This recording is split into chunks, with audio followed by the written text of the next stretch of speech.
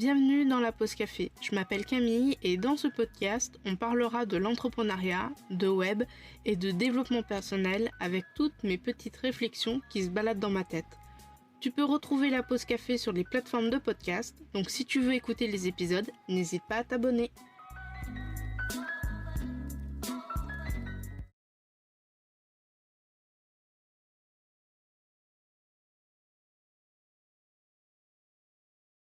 Coucou et bienvenue dans un nouvel épisode de la pause café. Aujourd'hui, je te parle des choses importantes à mettre en place sur son site internet, que tu sois un site vitrine ou un blog. Il y a des choses à faire en priorité, que ce soit avant la création, pendant la création ou tout de suite après la mise en ligne de ton site internet.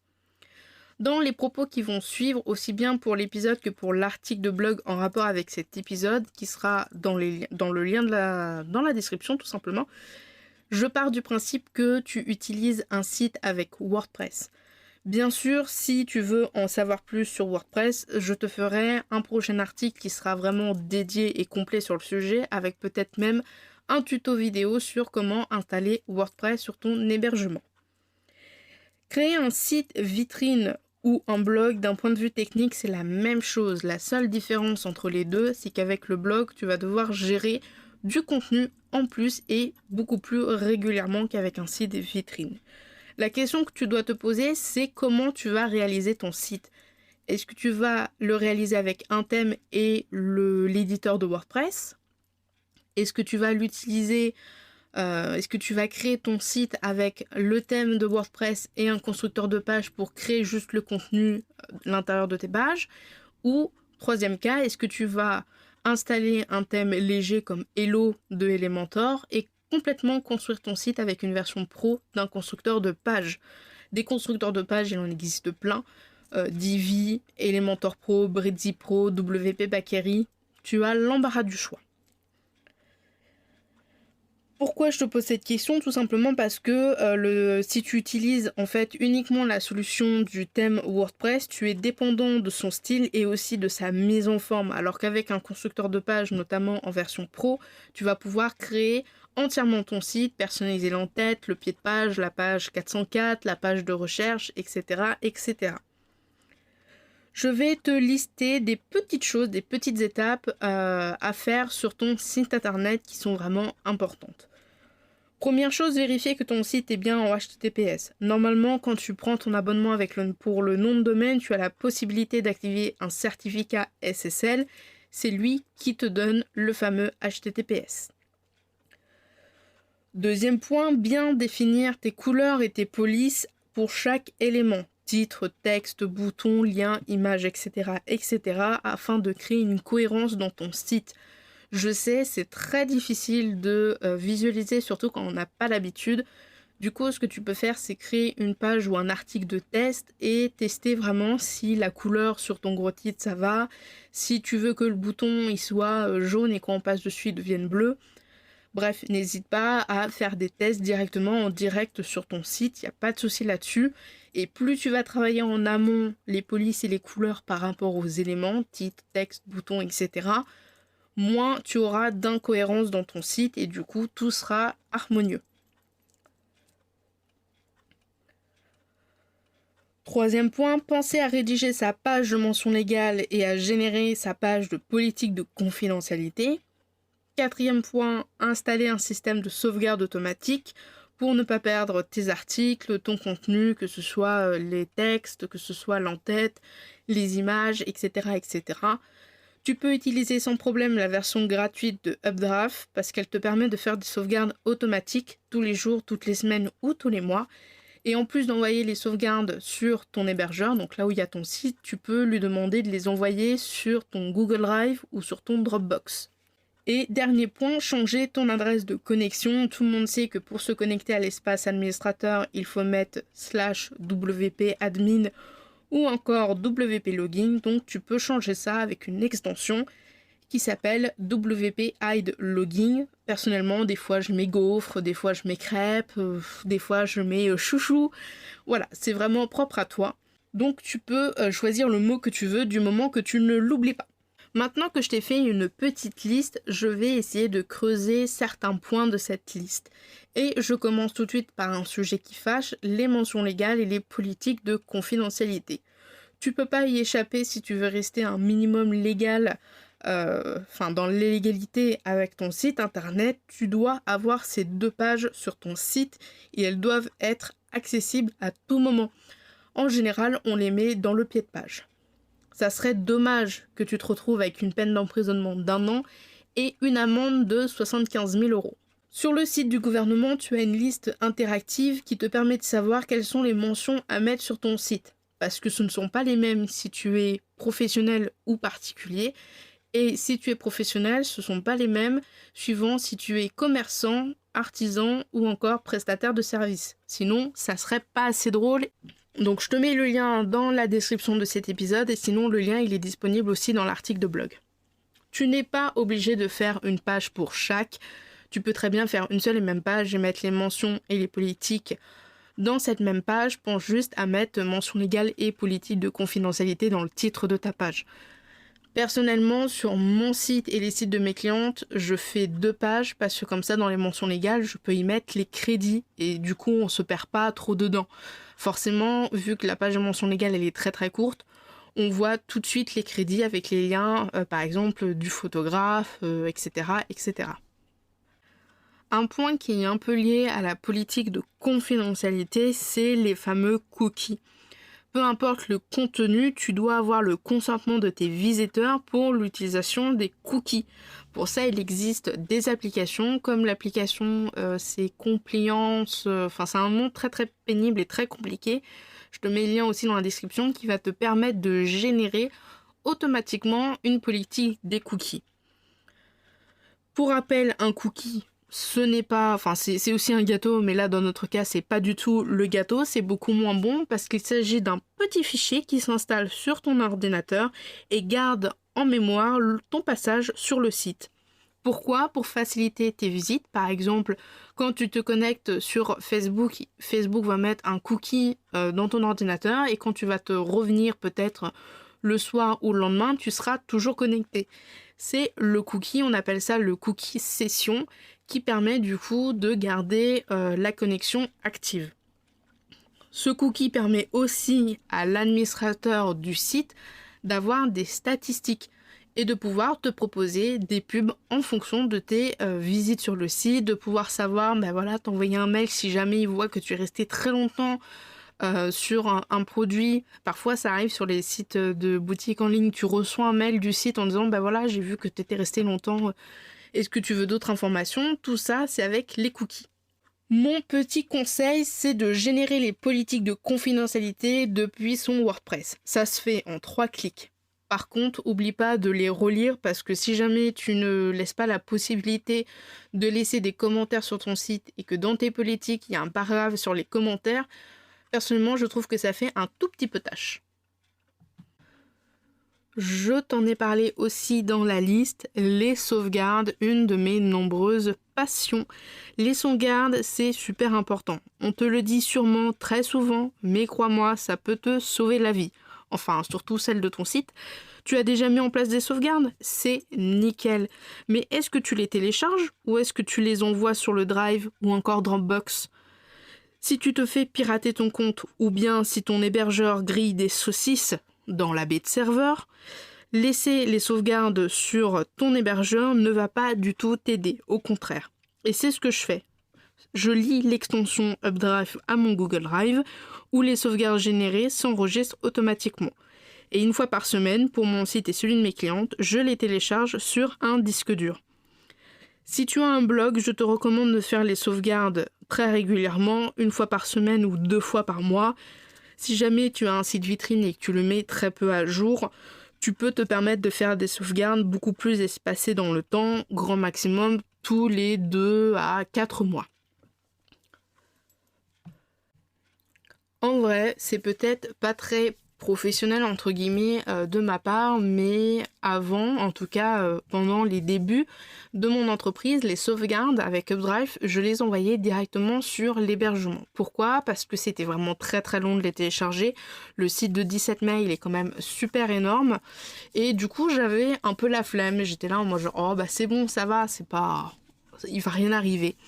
Et c'est triste à dire, mais depuis qu'il y a eu l'incident avec les serveurs d'OVH, c'est pour ça que je dis oui, si ton hébergeur fait griller des saucisses, c'est un peu un petit clin d'œil un peu drôle, même si c'est pas du tout drôle parce que certaines personnes ont perdu complètement leur site. Je me suis dit, ok, on n'est jamais à l'abri d'un souci. Il peut tout se passer, le risque zéro n'existe pas. Tu peux te faire pirater, le serveur il peut exploser, on l'a bien vu. Donc c'est vraiment important de télécharger les sauvegardes, au moins d'en télécharger une sur ton disque dur, sur ton PC, sur ton Google Drive, ton Dropbox, etc., etc. Et ça c'est vraiment quelque chose que maintenant je fais toutes les semaines et de manière plus régulièrement depuis qu'il y a eu ce souci. Et finalement, c'est un peu le tendre le bâton pour se faire battre. J'ai des personnes sur Instagram qui des fois se font pirater, des fois qui ont des bugs, et quand je leur pose la question, bah t'as fait une sauvegarde, on me dit bah non, je vois pas à quoi ça sert. Et à partir du moment où elles vont se faire pirater, où il va y avoir un souci, elles vont commencer à mettre en place un système de sauvegarde. Et en fait, OVH, c'est exactement ça, c'est-à-dire que ça fait en tout cas dans ma tête, ça m'a mis un coup de rappel en mode genre, ouh, cocotte, le risque zéro n'existe pas. Ton site, tu peux te permettre, par contre, celle de tes clients, tu ne peux pas te le permettre. Et donc, du coup, maintenant, j'ai mis en place ça tout le lundi matin. C'est pour ça que les abonnements de gestion, je les fais le lundi matin, parce que le lundi, j'ai pas mal de connexions. Et du coup, je peux réserver vraiment toute la journée pour créer les sauvegardes et les télécharger, les mettre sur Google Drive, etc., etc. Je vais te parler de quelque chose qui n'était pas dans la liste, c'est les bugs. Alors forcément, quand on parle de site internet, il faut bien aborder le sujet des bugs et des autres sueurs froides qu'ils peuvent te procurer.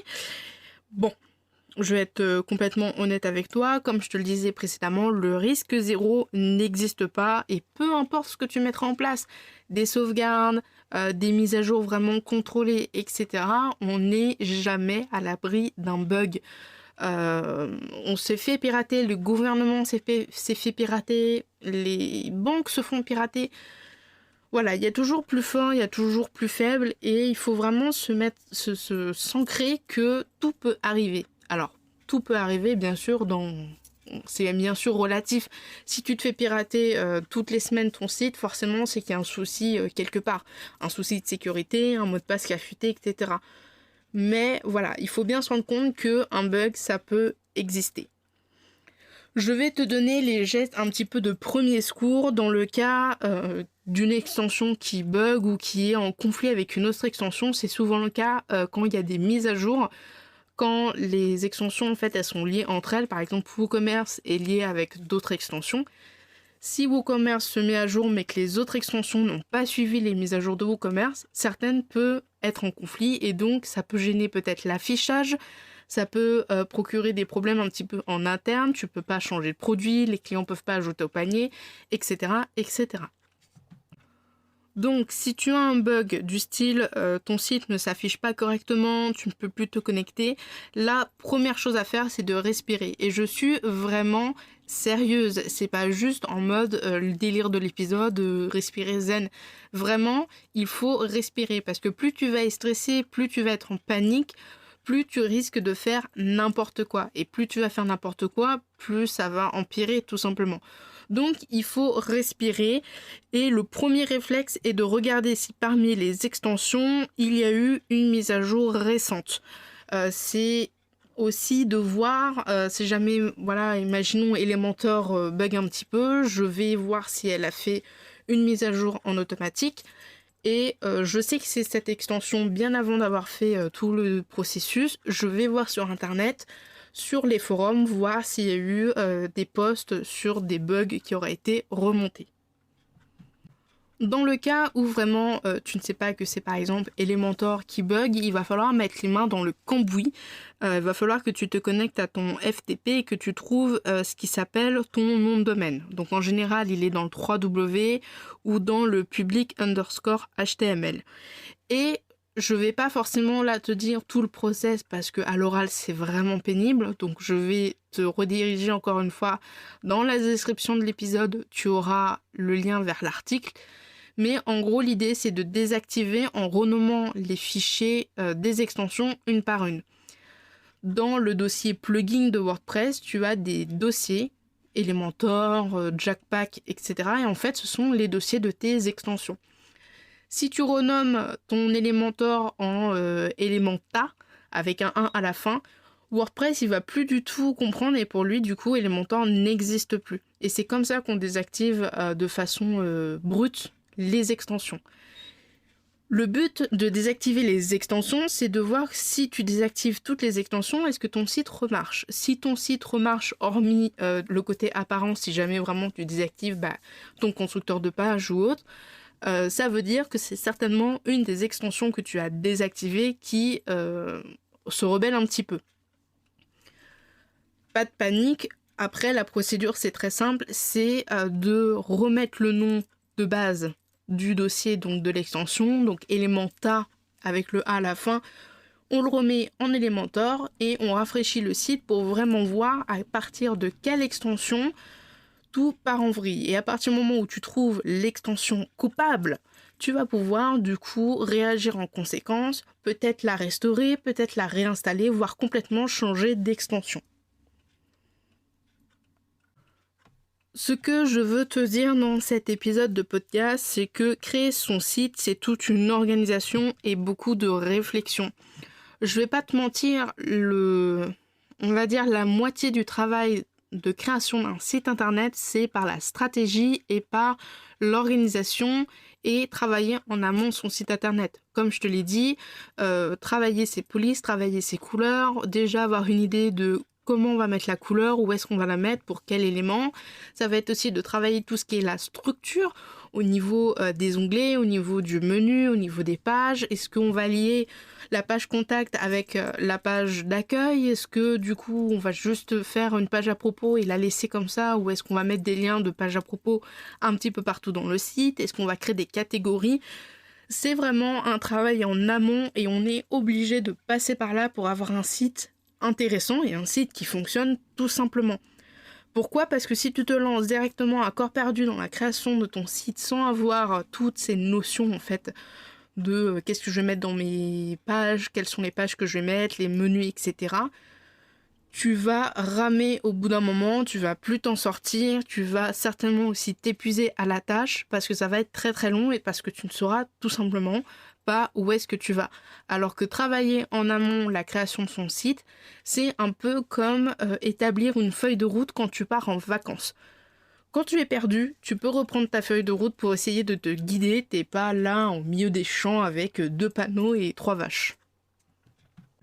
Si tu as déjà ton site internet et que tu n'as pas fait tout ce travail en amont ou que tu n'as pas mis en place par exemple la page de mention légale ou les sauvegardes, il n'y a pas de souci, il n'y a pas de vraiment bon moment pour mettre en place ça. En général, c'est vrai qu'on conseille toujours de le mettre dès le départ, comme ça c'est fait, comme ça il n'y a pas de problème, mais si tu ne l'as pas fait, c'est pas grave. Ce qu'il faut vraiment que tu saches, c'est qu'il n'existe pas de site parfait. Hormis un site avec des mentions légales et des politiques de confidentialité, mais sinon il n'y a vraiment pas de site parfait. Un site, il y a toujours quelque chose à modifier sur un site, il y a toujours une couleur qui est finalement pas visible, donc du coup on va la changer, il y a toujours un contenu à rajouter. Voilà, avoir un site internet, c'est comme les réseaux sociaux, il faut l'entretenir, faut tester, faut analyser et voir ce qui marche et ce qui ne marche pas. Alors n'hésite pas à te lancer, garde en tête que tu pourras toujours le modifier et l'améliorer au fur et à mesure. Je te remets quand même les grands points, c'est le certificat SSL pour le HTTPS, une extension de sauvegarde comme Updraft en version gratuite, ça suffit largement. Changer son adresse de connexion, exemple /licorne/gâteau à la place de wp-admin ou de login. Et mettre sa page de mention légale et des politiques de confidentialité.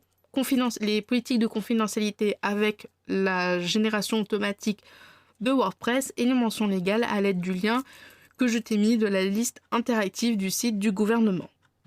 Et le dernier point vraiment important, c'est avoir beaucoup de patience. Tu ne vas pas pouvoir tout faire le même jour.